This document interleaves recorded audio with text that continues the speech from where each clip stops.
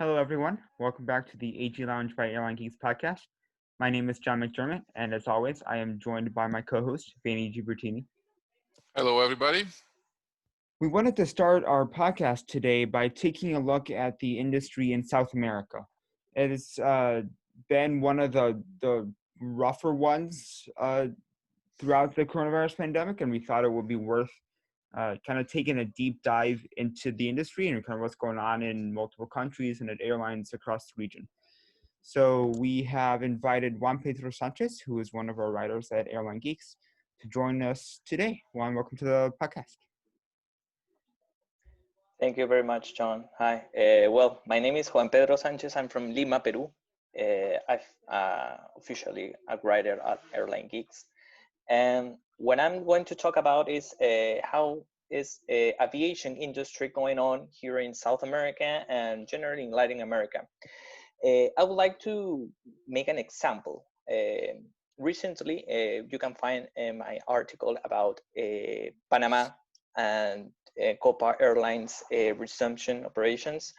Well, Panama is an example of what is going on here in Latin America with the COVID-19 crisis, no? Excepting from Brazil and Mexico, which they haven't closed borders and they will continue operating in the aviation industry. First of all, we got some government orders for suspension of domestic and international flights, what we know about as a lockdown and quarantines. Then we got lockdowns extensions, and because of that, most of the airlines fleet have been grounded between 4, 5, and in some cases up to 6 months, no? And this was a huge impact in aviation industry here, no? Then recently, there are many countries that have resumed operations. Principally, the operations begin with domestic flights and with low capacity of the airlines. I have prepared a list of the countries that have already resumed international operations. Here in South America, we got Chile and Ecuador. Then in Central America, we got Antigua and Barbuda, Bahamas, Barbados, Costa Rica, Dominican Republic, Grenada, Honduras, Jamaica, Panama, and St. Lucia. No? And there are some other countries that are in process to resume operation. No? In South America, we got Argentina and Colombia that maybe start operations for September. No? That's we don't have, we're not really sure about that, no, because the government have to make the decision of finish the lockdowns. Then in Central America, Guatemala and El Salvador, they both possible for September that can reopen their borders. Well, this opening borders depends, no, on how is the country going on with the COVID-19 disease. If numbers are under control, no, we had not so many new cases, health system under control, quarantine places, no, for foreigners in case of new positive cases. So that would be, we have to be on expectations for maybe October or November that many or most of the countries here in Latin America can reopen borders. Here in Peru, we don't have a date, no? Maybe it could be for next year, because here in Peru, the COVID-19 crisis is really, really crazy, no? There's so many cases, infections, deaths, no? So we have to stay at home and we have to take care of each other, no? So what were the consequences, no, of the COVID-19 crisis here in Latin America? That 3 major airlines got bankruptcy issues, no? They filed for bankruptcy, Chapter 11 and New York District's courts. There are Aeromexico, Avianca, and LATAM, no? This bankruptcy, for those who doesn't know, they are for reorganization. No? these airlines, they have the problem that they cannot pay the debtors. No, they have their incomes are not enough to pay their debts, so they have to make a reorganization to pay their debts, so they can continue with business. We have some other bad news. No, for example, Avianca Peru and Latam Argentina's closure. No, there are many people that lost jobs, so it's something that we need to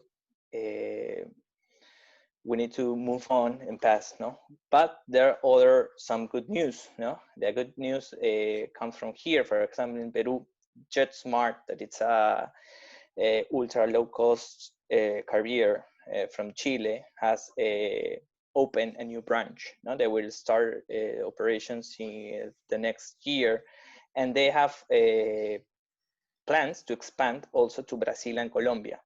Then in Colombia, we got Panamericana Airlines, that it's a new cargo airlines that will start. They have already started operation this month.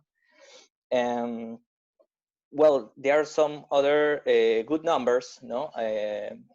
Even though we got this COVID-19 crisis, for example, we got in Volaris in Mexico, that even though Aeromexico is not in a good situation, they have make some incomes, they have really good numbers, they are overcoming the crisis, and they have received a recently new Airbus A320neo, no? And it's become since July like the new leader in Mexico. We can talk about that because they've got a lots of flights, passengers. So we're talking about new leader, and that's what is interesting about that is that both airlines, also JetSmart and Volaris, come from the same owner, that it's Indigo Partners. Indigo Partners is a company that has which its carriers are Frontier, Volaris, JetSmart, and Wizz. They're the ultra low cost model carriers, no? And that's I can conclude my presentation that ultra low cost carriers will be the future in Latin American aviation. There are so many reasons for me. First of all, prices. Second, we got common passengers nowadays will be not vacation for now. No, there are some people that will have to fly to visit relatives, visit friends, for business trips that are sometimes are really short trips. Then we got the flexibility in case of schedule changes. No, that due to this crisis, I think that the changes will increase. No, then some people here in Latin America are used to travel by car, by bus. No, so it would be really important the time. No, you can go from one place to another in a really short time by plane, and you cannot be sitting next to someone that you are not sure if is sick or not. So that would be, for my opinion, really, really important. No, that's it. I hope you have maybe any questions. Yeah, thanks for giving the rundown. Something that when I was reading through your articles and I was kind of looking at where some other countries are at the moment, is that a lot of what dictates how airlines are flying and where they're flying is the guidance that they're getting from their governments. So, we see, like in Argentina, for example, that when the date when international flights will be able to resume is really dependent on the health guidance and where the government is and where it's comfortable letting airlines fly. So what do we know about how different governments have impacted different airlines in the region differently, and how is that all kind of like shape actually of it? Yeah, actually, where not so many governments have helped aviation. Well, there's no official numbers. If there was some government that have already helped carriers or airlines, they are suffering a lot. We have to say that. Well, nowadays airlines, they're still offering tickets with lots of discounts. They're trying to get as much as incomes as they can. Then we got, for example, humanitarian flights. They also are operating humanitarian flights. They're trying to charter uh, planes to make repatriation flights.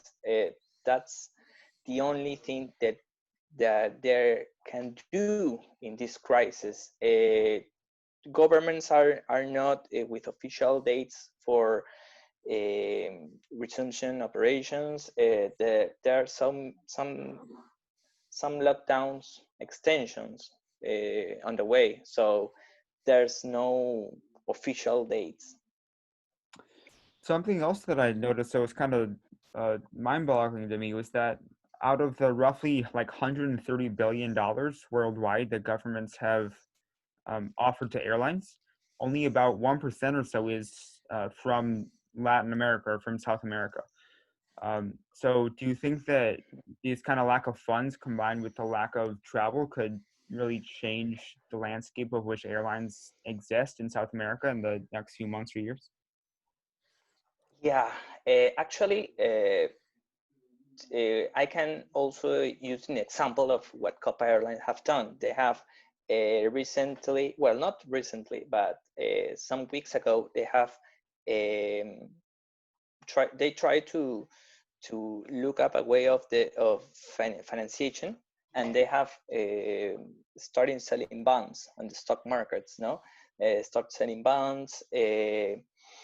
Then what I've heard of also or read in the news is that some governments are uh, working with airlines in the way that they're not charging as usual for the ground fleet. So that's the only help. Here in Latin America, most of the of government's money goes to health. We're trying to survive something that we've never lived before. This COVID-19 is something new for us, and we haven't been prepared for something like that. Our health system is trying to survive, and governments are not taking so much care for the aviation industry. That's the reality. Well, the aviation industry is going to be looking at South America with even more interest now to see how the big carriers in the region survive the COVID-19 crisis, because Latin America, especially South America, was one of the areas that was leading the way in shaping an aviation like most of the major carriers want, at least on paper. Because well, the main difference between airlines and other companies like car manufacturers or even banks is that they are not allowed to compete as normal businesses, because there are a lot of restrictions with regards to national ownership, traffic rights, bilateral agreements, and so on and so forth.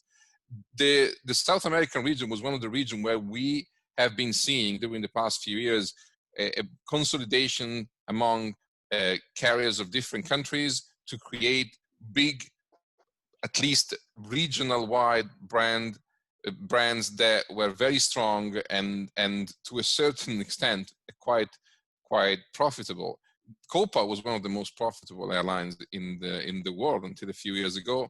Unfortunately for them, their business model has been completely blown out of the water by the COVID-19 pandemic, because obviously Panama doesn't have a significant domestic market. I don't even think they have any They domestic have flights. only one domestic flight from Panama City to Dhabi, and the rest of operations are all international ones.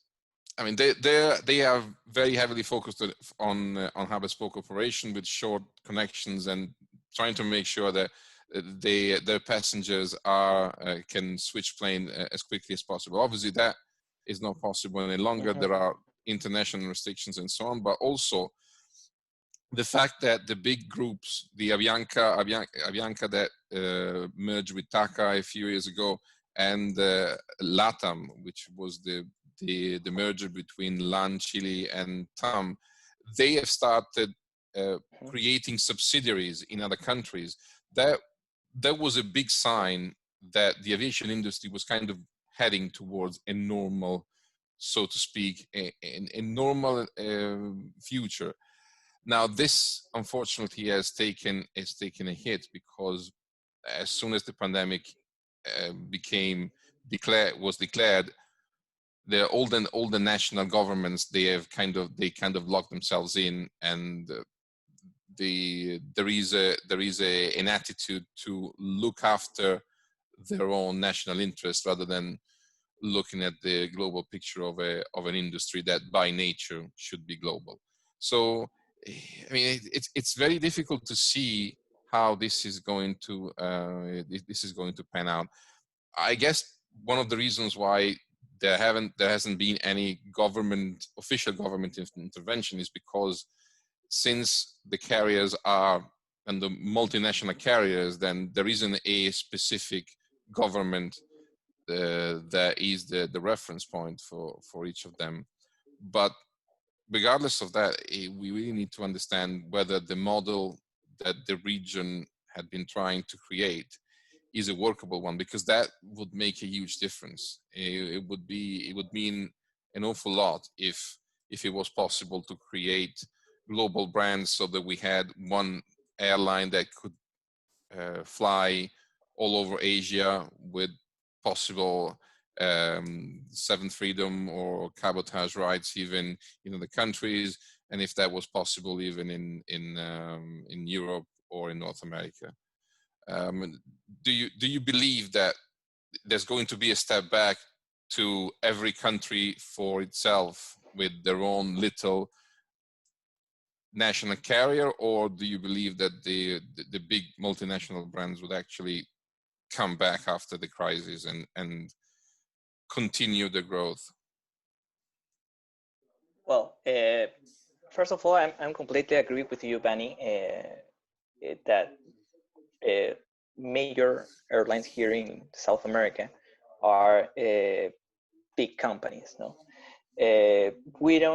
there's not so much national airlines in each country. Well, we got some exceptions. No, we got, for example, in Argentina, Aerolíneas Argentinas. In Bolivia, we got Boliviana de Aviación. In Venezuela, we got Conviasa. Well, but they're not as big as other airlines, as the other major airlines that or as profitable. Yeah, and also profitable. So I think Latin America nowadays is open to new offer. No, these ultra low cost carriers, they are young here in Latin American aviation industry. JetSmart, for example, or Volaris, they're not old airlines. They're practically new ones. No, we are not used to that model here. We're used to, for example, here in South America, we're really used to what Avianca and LATAM offer to passengers. And now we have so many new options. So I think that Avianca's and LATAM's market will be in danger for this new low-cost carrier. So I think that they need to maybe make some changes in the fares, in their service. No, anything is going to be as usual after COVID-19. Anything is going to be as usual, and they need to focus on how then can they handle these new competitors that are coming with strength. Well, Pedro, thank you for joining us today on the podcast. I wish we had more to discuss. There's certainly a lot to talk about here. We look forward to having you again in the future, and we look forward to more articles on the topic. Thank you, for sure. For our next story, we are moving to Europe. We have been looking a bit lately at Alitalia, which is the ailing Italian national airline. And Vanny, a few days ago, I think we learned that they're really setting themselves up to be restructured and to make a comeback and to try to be profitable. And with that, we know that they have some new plans for their fleet, which will feature some A320s, some Boeing 787 Dreamliners, and the Airbus A220, excuse me. Yeah, well, setting up to be profitable, that may be a bit of a stretch, considering that they haven't been profitable in the past 30 years, except for once. So maybe that we will settle for a kind of a break even in the next few years. However, we're not close to that, at least for the time being. Alitalia is not immune to the effects of the pandemic. The national traffic has been heavily reduced in March, April, and May. There has been some recovery in June, but the big problems for Alitalia are at the corporate level. Alitalia was declared bankrupt in May 2017. Some special commissioners were called in order to find an investor. They tried for over 2 years and nothing came out of it. So it was decided to go for another kind of shorter placement. It was supposed to be Delta Airlines being interested in that, and then later it became evident that it was probably Lufthansa, the most likely partner. And then the pandemic hit. And then when the pandemic hit, the government decided to renationalize the company. They decided to issue let's call it a loan, or however, we all know that it will never be returned. There was a loan of about 350 million euros that will be used to cover the operational costs for the rest of the year. And then there's going to be an investment of about 3 billion euros into the airlines in order to recapitalize it and make sure that it is starting new operations. Now, a few unauthorized members of the new company they revealed to an Italian newspapers a few days ago that the fleet planning is already underway, and the airline is oriented towards buying Airbus A320s for the short haul, which is the aircraft that is already being used on the short haul network. And it also looks like they're going to be switching from the A330s that are being used at the moment on long haul, in addition to some 777s that, however, they are fairly dated and they'll probably be returned to the lessor in a short time. They have decided they're going to be switching to a 787. The article on the Italian press is talking about a mix of 787, 800, and 900. I do believe that the 800 is probably a bit too small for the Italians' need, and the 900 is going to be the machine that is going to probably suit them more. However, the big problem is that we have no idea what Alitalia is going to do. There is no business plan at the moment. We know that the government has hired 3 consulting firms, where one is Oliver Wyman, that is going to look at the business model.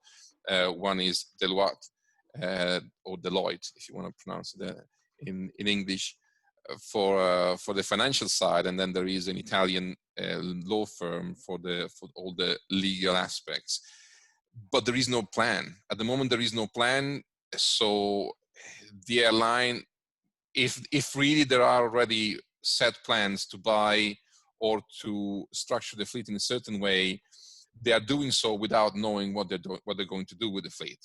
And that's doing things the other way around, because normally you decide what you want to do and then you get the tools to do it. You don't buy the tools and then decide to find a way to use them. It doesn't really work that way.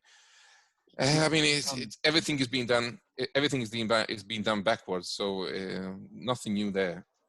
Do we know exactly how many planes the airline's buying, or is it just kind of a like here's the fleets we want, and here's, you know, we're gonna try and run with it. Yeah, how long is a piece of string? That's more or less the question that they're trying to answer. The rumors are suggesting that the fleet is going to be slightly smaller than it has been in the last couple of years. Alitalia has finished 2019 with 111 aircraft. Some of them have already been returned. The early indication at the beginning of this year were for a fleet of about 70 aircraft. However, we don't know exactly what the mix is going to be between short haul and long haul. What is certain is that the airline is going to be based in Rome, at Rome Fiumicino, which is their current hub. However, there are a few issues that need to be sorted from a network planning point of view, like, for example, Milan Linate, the city airport in Italy's biggest business center. That is an airport that is heavily restricted because of legal reasons. Alitalia has about 70% of the slots. However, they're not making any money out of it. There are very few routes that are profitable, and one that is profitable is not going to be operable next year, because the route that is profitable is the one to London City Airport. And since the airport can only operate to destinations within the EU, we know that the United Kingdom is going to leave the EU at the end of 2020. So the flight to London City Airport is not going to be operational any longer. So they have to decide what to do with that and how to move if they want to move their operation to Malpensa Airport, if they want to have a long haul presence in Malpensa, which has been always a very hot topic. At the moment, it's very difficult to see what they're going to do, because there are no indications of their plans, especially because, other problem, they're out of an alliance. They are not a part of the immunized joint venture of the Sky team as of May 2020. So they will need to find a new industrial partner. They're very close to Lufthansa, so I mean, common sense would suggest that they would join Star Alliance in some way or form, but we don't really know, and we don't know how much Lufthansa has appetite for Alitalia, since they're already pretty strong in northern Italy, which is the area of Italy that generates the vast majority of revenue. BSP data suggests that approximately 70% of long-haul premium tickets are being sold in the north of Italy. So it's difficult to understand what they want to do.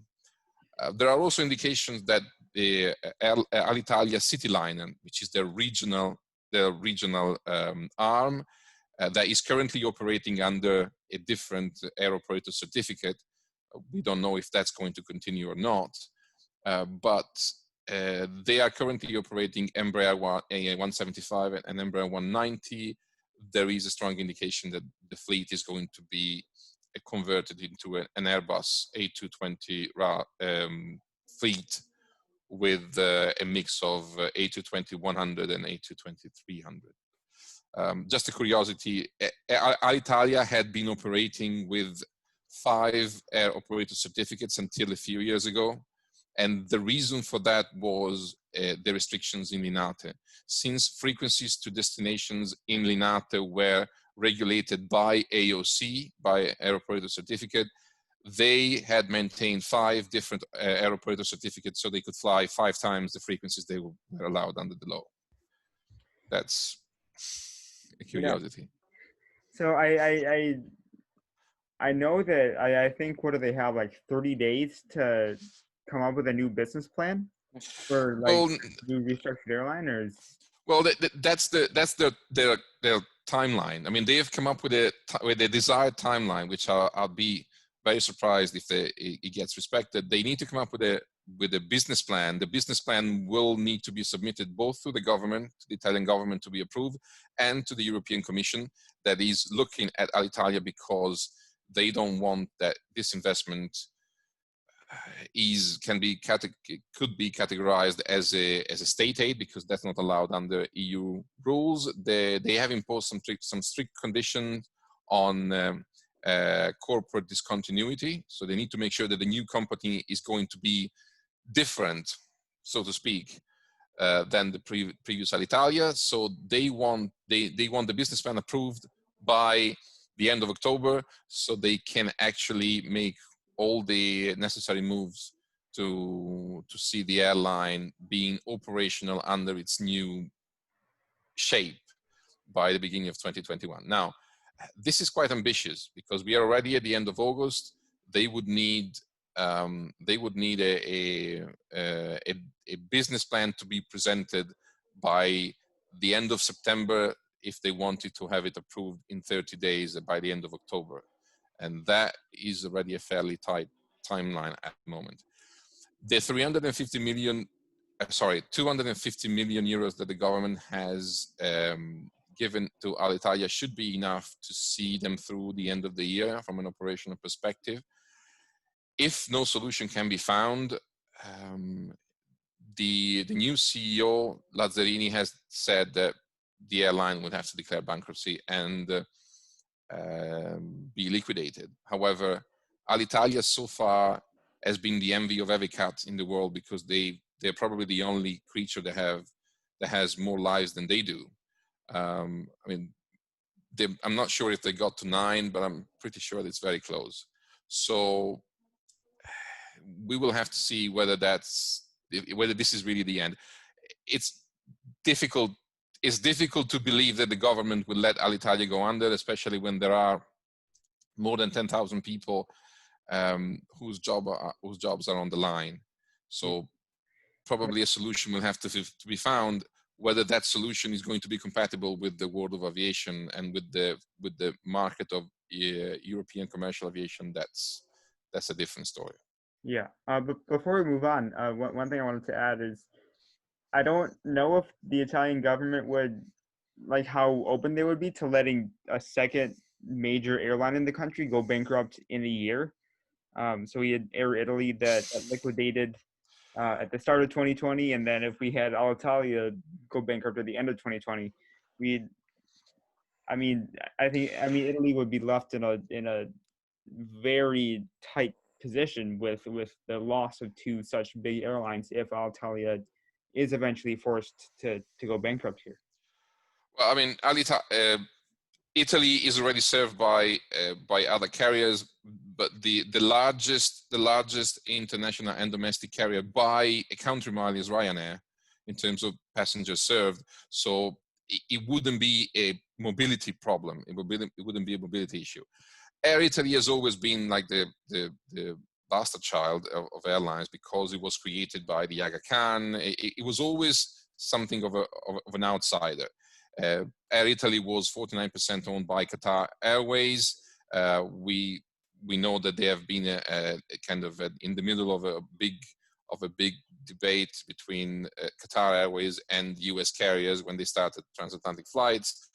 But apart from that, Alitalia is a tiny little thing. Air Italy is a tiny little thing compared to Alitalia. Alitalia is the actual flag. I mean, the livery is red, white, and green, like the Italian flag. It would be letting Alitalia go under would be a major deal, more or less as big as it was when Swiss was allowed to go under after September the 11th.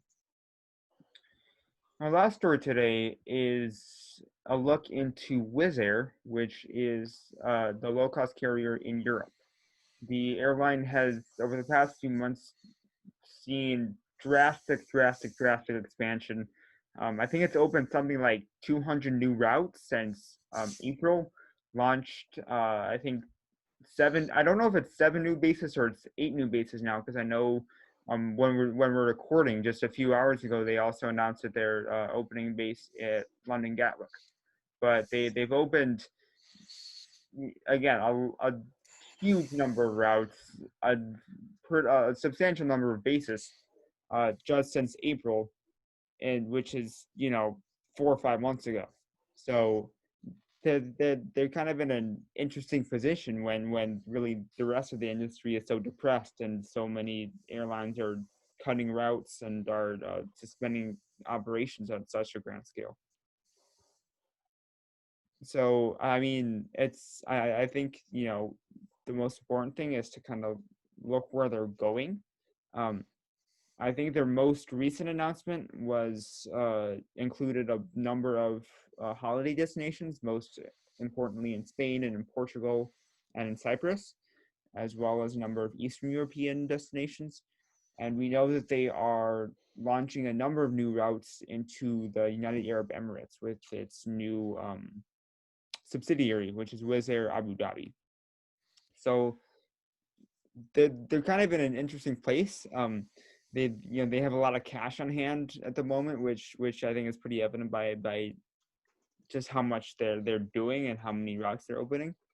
And I think it's interesting to see just that they're exactly that they're opening new routes with it versus maintaining liquidity, maintaining just trying to maintain the status quo, I guess.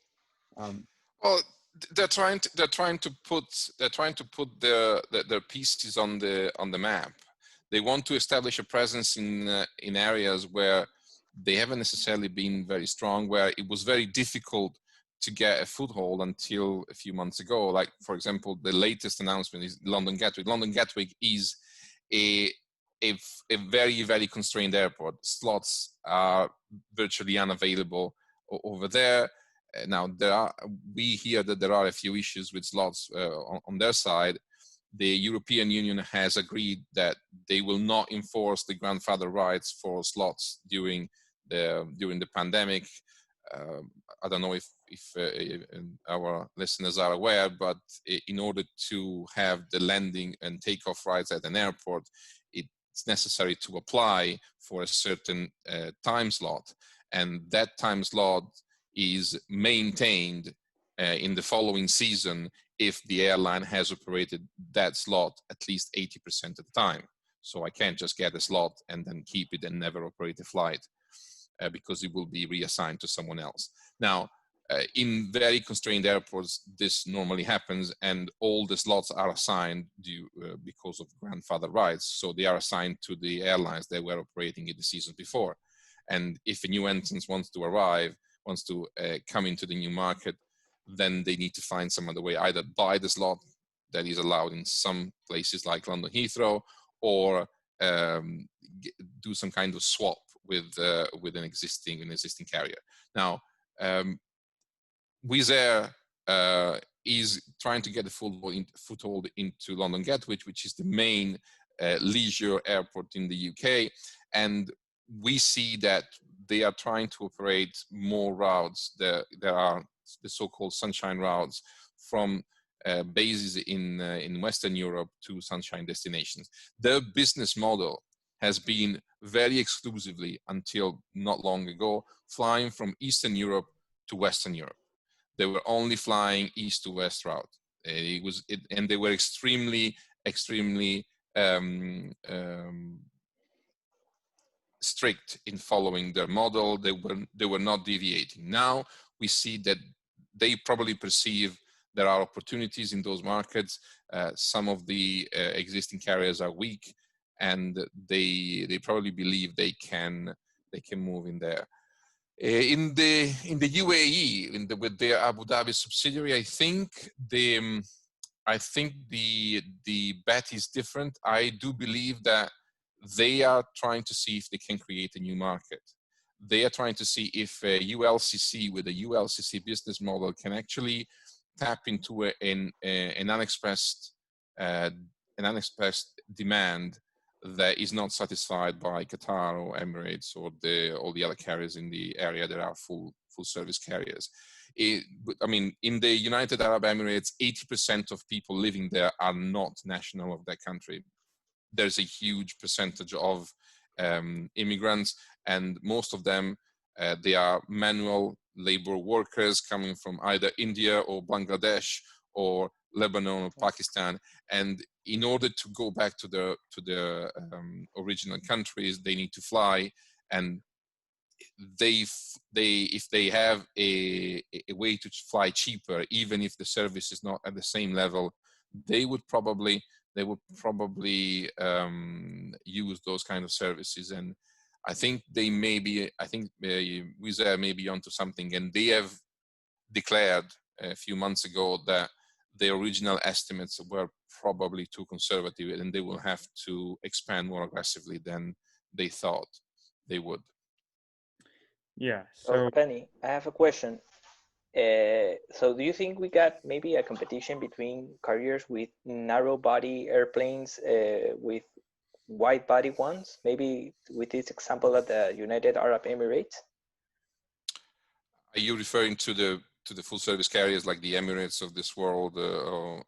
Yeah, of Well, Qatar also. I mean, it really depends. It really depends on the market that we are talking about. From my point of view, those passengers that are being targeted by Wizz Air, they don't really care if the aircraft is a wide body or a narrow body, or if it flaps its wings or whatever.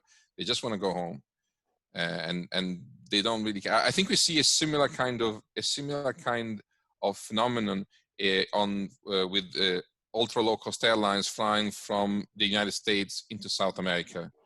There's a huge population of immigrants from South America into, for example, Florida or the southern states in the United States. And airlines like Spirit, for example, they have been able to serve these markets, flying to a lot of destinations into the northern states of South America. I think Wizz Air probably wants to do the same in the UAE. And I mean, I do understand what they're getting to.